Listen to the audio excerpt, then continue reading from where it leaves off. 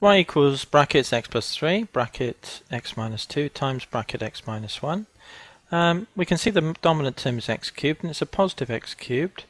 So that means when x is large, so when x tends, we'll get x cubed being the dominant term, and y, because it's x cubed, y tends to infinity.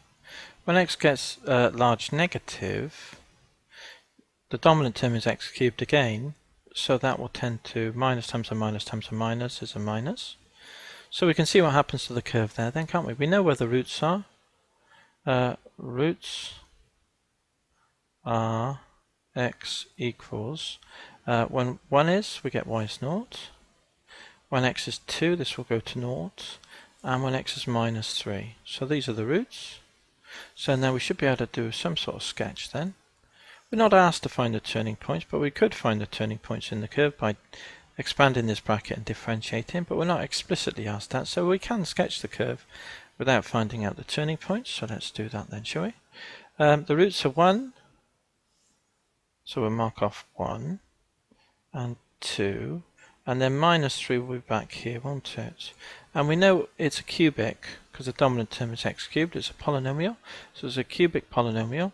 So characteristically, as it shoots off to infinity, it will come down, come back up, and shoot back down, won't it? Because when x gets large negative, y tends to negative. When x gets large positive, y tends to positive, is what we said here. So it's going to come down, turn around. So where is cut 0? Put 0 in, we get 3. 2 times 1 is 2, minus times minus is a plus, and 2 3s is 6. So it's going to come back up a fair way. So it's going to come down, up to there, and then shoot around and come back down to there. So let's try and draw it. I'll try my best with this digital pen. So it's going to come around and down like that. Let's check it in the plotter then. So we've got x plus 3, x minus 2, x minus 1, wasn't it? So let's do that one. So x plus 3, x minus 2,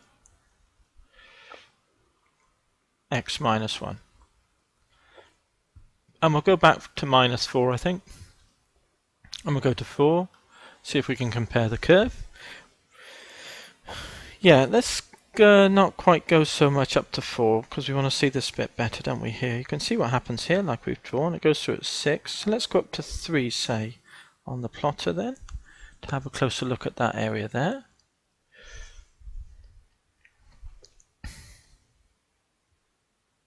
And yeah, we get our characteristic curve like so, with the cubic, positive cubic curve.